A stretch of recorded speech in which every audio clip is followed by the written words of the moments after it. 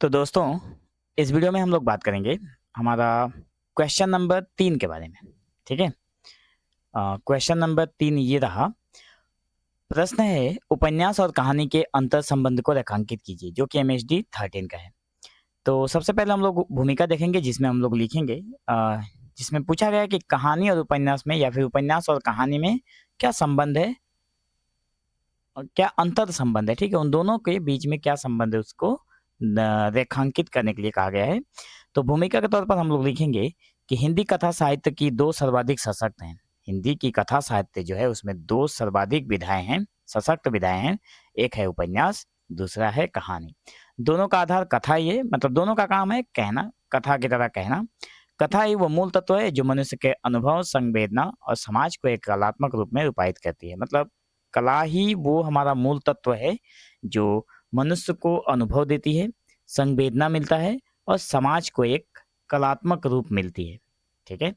तो दोनों विधाओं का उद्भव जीवन और समाज के गहन अनुभवों से हुआ है। ये दोनों जो विधाएं हैं, कहानी और उपन्यास, दोनों का उद्भव हुआ, मतलब जन्म हुआ समाज के गहन अनुभव से। ठीक है। परंतु इनका उद्देश्य, स्वरूप, भाषा, शिल्प और प्रस्तुति का तरीका भिन्न भिन्न हो गया। मतलब दोनों का जन्म हुआ समाज के अनुभवों से, समाज में जो चीजें अनुभव की गई उन्हीं से ऊपर, लेकिन इनका जो उद्देश्य था, इनका स्वरूप था, मतलब इनका जो रूप था, इनकी जो भाषा थी, इनकी जो शिल्प है, इनकी जो प्रस्तुति करने का जो तरीका है, वो सब अलग अलग हो गया। फिर भी दोनों एक ही वंश परंपरा कथा साहित्य से समृद्ध हैं। फिर भी मतलब दोनों एक ही वंश परंपरा है कथा साहित्य। ठीक है। मतलब उपन्यास में भी एक कथा ही कहा जाता है और कहानी में भी एक कथा ही कहा जाता है। कहानी जहाँ क्षणिक संवेदना और सघन भावनात्मक अनुभव का कलात्मक रूप है, वहीं उपन्यास विस्तृत जीवनानुभव, पात्रों के विकास और सामाजिक परिप्रेक्ष्य का चित्र है। अतः इनके बीच भिन्नता होते हुए भी अंतर संबंध बहुत गहरा है।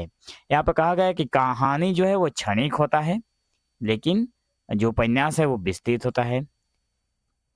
कहानी में सघन और भावनात्मक अनुभव है, कलात्मकता भी हमें देखने को मिलता है, जबकि उपन्यास में जीवन का अनुभव है, पात्रों का विकास किस तरह से होता है, ये इन सारी चीजों को देखने को मिलता है और सामाजिक जो परिप्रेक्ष्य है वो भी मिलता है हमें उपन्यास में। तो मतलब ये सब होते हुए भी इनके बीच बहुत ही अंतर संबंध है। तो पहला है समान उद्गम और परंपरा का संबंध। देखिए, कहानी और उपन्यास दोनों का उद्गम मौखिक कथा परंपरा है। मतलब कहानी कहाँ से शुरुआत होती है, मतलब मुंह से कहानी कहना और उपन्यास कहना, यहीं से शुरुआत होती है। जैसे लोक कथा थी, पुराण थे, नीति कथा थे, उन्हीं से कहानी और उपन्यास का जन्म होता है। निर्मला वर्मा ने लिखा है कि कहानी की तरह उपन्यास भी उन्हीं सामूहिक स्मृतियों से निकलकर व्यक्तिगत अनुभव की विधा बना। इस प्रकार दोनों का आधार कथानक और मानव जीवन के अभिव्यक्ति ही है। मतलब इस आंसर को जब हम लोग पूरा खत्म करेंगे तो आप लोगों को सारी चीजें क्लियर हो जाएंगी। ठीक है। तो जो ये कहानी है वो भी आ, मतलब कहानी की तरह जो था, ये उपन्यास, निर्मला वर्मा ने कहा है कि कहानी की तरह उपन्यास भी सामूहिक स्मृतियों से निकलकर व्यक्तिगत अनुभव में आकर जुड़ गया।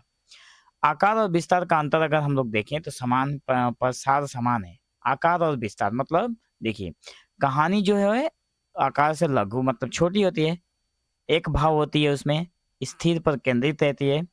जबकि जो उपन्यास होता है बहुत ही विस्तृत होता है, अनेक पात्र होते हैं उपन्यास में, बहुत सारे पात्र भी होते हैं, घटनाएं होती हैं, कालखंड होते हैं बड़े बड़े, मतलब बहुत सारे चीजों को मिलाकर उपन्यास बनता है। लेकिन कहानी जो है उसमें सारी चीजें छोटी होती हैं, किंतु दोनों का जो सार है ना वो जीवन की सच्चाई को ही व्यक्त करता है।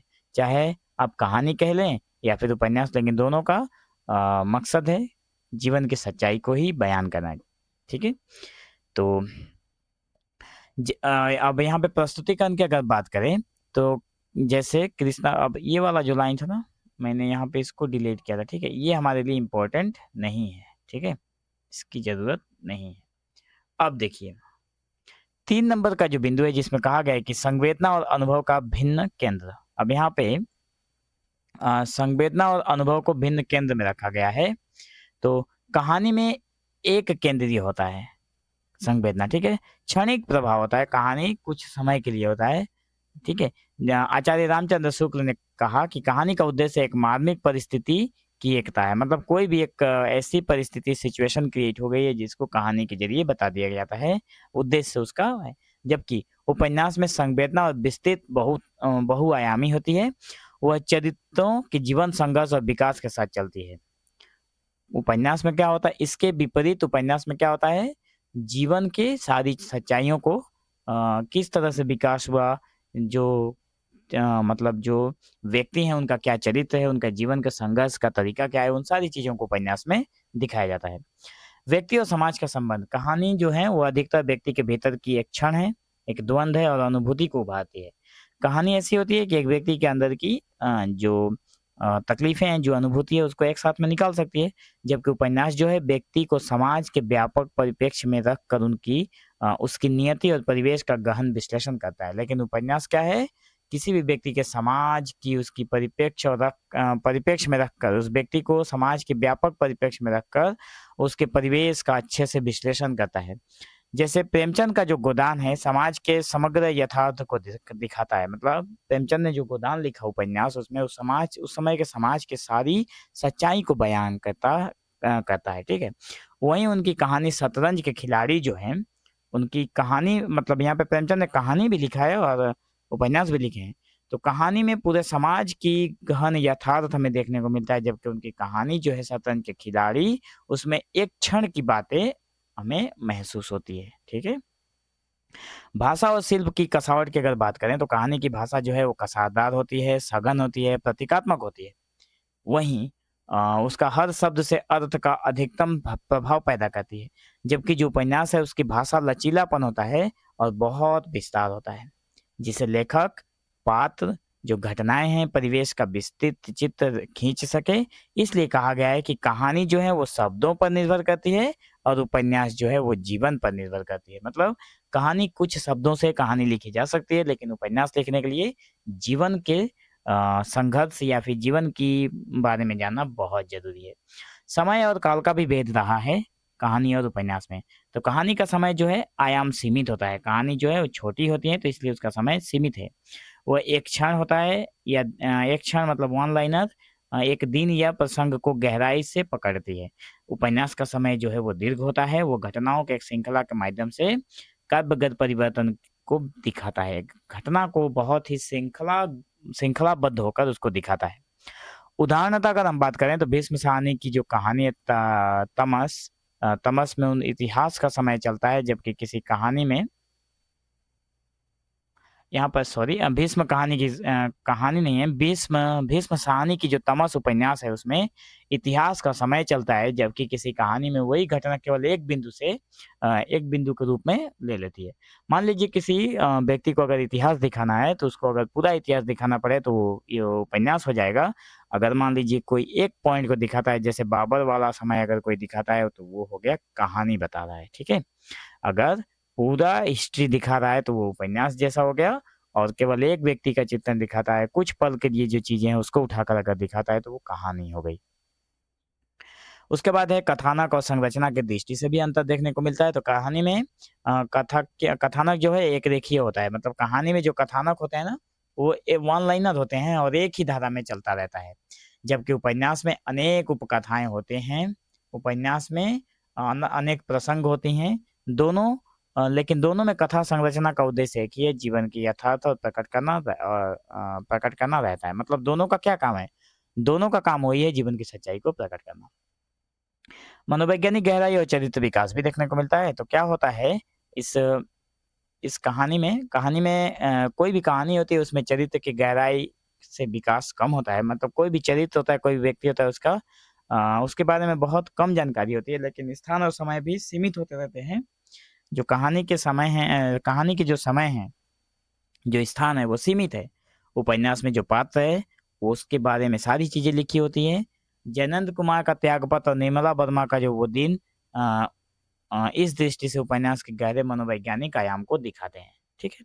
9 नंबर की जो बिंदु है जिसमें कहा गया है कि आधुनिक काल में सीमाओं का क्या लोप है। मतलब आधुनिक काल में सीमाएं कैसी हैं? तो आज कहानी और उपन्यास की सीमाएं धुंधली हो गई हैं। मतलब कहानी और उपन्यास की जो सीमाएं हैं वो बहुत कम हो गई हैं, धुंधली हो गई हैं।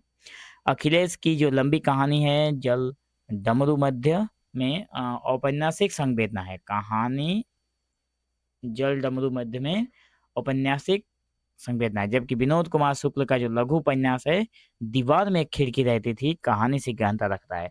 तो ये विनोद कुमार शुक्ल का एक लघु उपन्यास है जिसका नाम है दीवार में एक खिड़की रहती थी कहानी से गहनता रखता है। इससे स्पष्ट है कि दोनों विधाओं में अब कोई कठोर विभाजन नहीं रहा। अब हम लोग बात कर लेते हैं 10 नंबर बिंदु की, जिसमें कहा गया है कि परस्पर पूरकता और कलात्मक एकता में क्या है, कौन सी चीजें हैं। तो देखिए, अंततः दोनों जो विधाएं हैं कहानी और उपन्यास एक दूसरे के पूरक ही हैं। कहानी उपन्यास की आत्मा है, संक्षेप में कह देती है, सारी चीजों को संक्षेप में कह देती है कहानी। जबकि उपन्यास जो है कहानी की संवेदना का विस्तार में जीता है। दोनों का उद्देश्य एक ही है, मानव जीवन की सच्चाई को कलात्मक रूप में प्रस्तुत करना। उपन्यास का काम है बढ़ा चढ़ा कर बोलना, कहानी का काम है शॉर्ट करके सारी चीजों को दिखाना। तो निष्कर्ष के तौर पर हम लोग यही बोलेंगे कि उपन्यास और कहानी दोनों कथा साहित्य की दो भुजाएं हैं। एक जीवन को समग्र रूप में दिखाती है तो दूसरी जीवन के एक क्षण को गहराई से प्रकट कर लेती है, पकड़ लेती है। दोनों विधाएं समय के साथ विकसित हुई और एक दूसरे से समृद्ध भी हैं। जैसा कि नामवर सिंह ने कहा है कि कहानी और उपन्यास के बीच का संबंध लघुता और विस्तार का नहीं बल्कि दृष्टि और संवेदना का है। अतः यह निष्कर्ष निकलता है कि उपन्यास और कहानी में भले ही आकार और शैली का भेद हो परंतु दोनों एक ही जीवन धारा का भिन्न कलात्मक अभिव्यक्ति है। तो नामवर सिंह ने कहा था कि कहानी और उपन्यास का बीच जो जो संबंध है वो लघुता मतलब छोटा या बड़ा का नहीं है बल्कि एक दृष्टि और संवेदना का है। ये लाइन आप लोग याद अगर रखते हैं तो एग्जाम में सारी चीज़ों को आराम से लिख सकते हैं। तो एक गहराई में उतरती है और दूसरी विस्तार में बदलती है। तो कहानी जो है परंतु कहा गया है कि दोनों एक ही जीवन धारा का है। मतलब किसी भी व्यक्ति के जीवन की अगर सच्चाई की बात करें, किसी समाज की सच्चाई की बात करें तो कहानी शॉर्ट में कही जाती है, उपन्यास बढ़ा चढ़ा कर कही जाती है। तो एक गहराई में उतरती है और दूसरी है कि विस्तार से बहती रहती है। तो दोस्तों आज की इस वीडियो में हम लोगों ने देखा MSD 13 का जून 2023 का क्वेश्चन नंबर 3 को। नेक्स्ट क्वेश्चन को हम लोग लेकर आएंगे अगले वीडियो में, ठीक है। तो मिलेंगे हम लोग एक नए वीडियो में, तब तक के लिए धन्यवाद।